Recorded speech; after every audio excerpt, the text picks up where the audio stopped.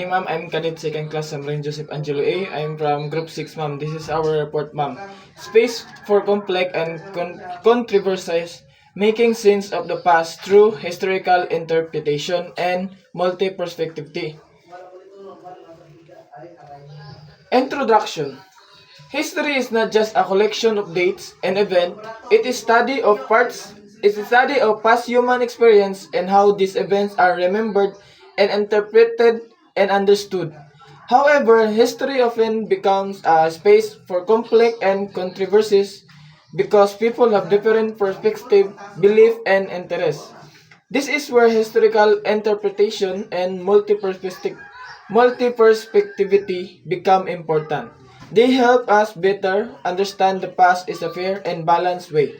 Afternoon, ma'am. I'm Cadet Second Class Toy Markshin J from Group 6.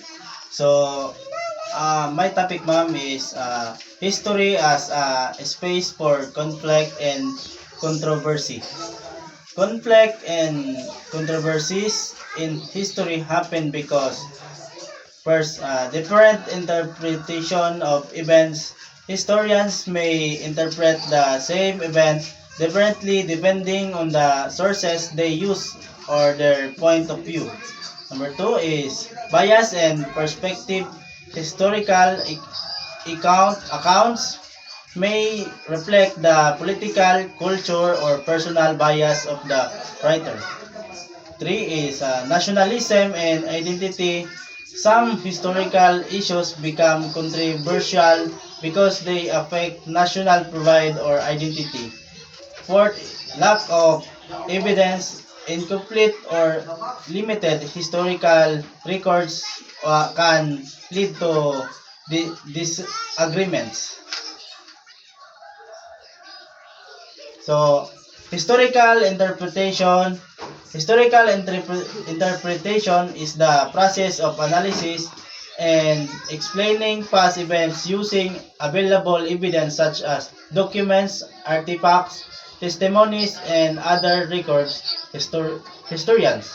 Example, primary and secondary sources. Analyze context, social, political, economic background, compare different accounts, form conclusion based on evidence.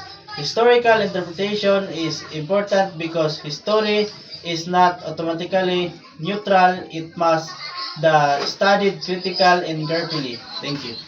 Good morning, ma'am. I'm Cadet Fernandez Jan Marcanillo, and my topic it's all about multi-perspectivity.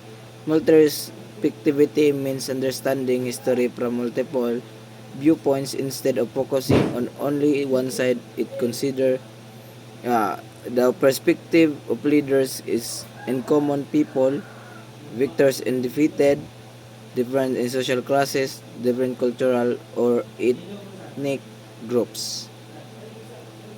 For example, colonization may be viewed as development by colonizers but as operation by the colonized. Both perspectives help us understand the full pictures.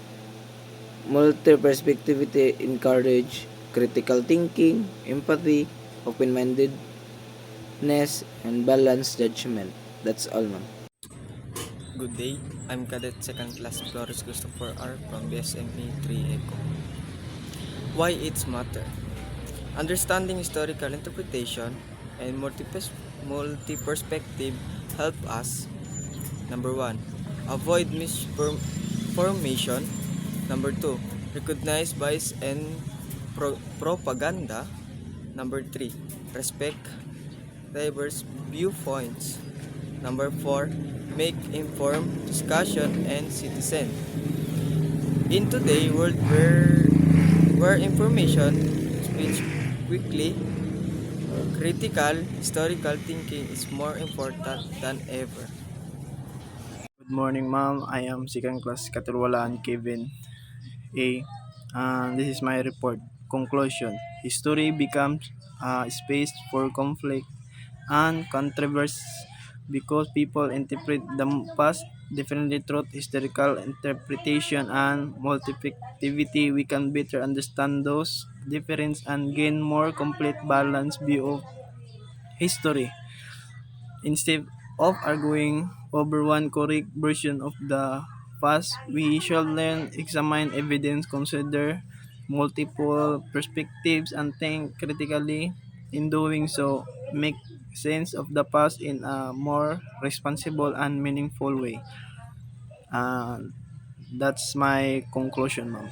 Thank you. I just had to let you know you're.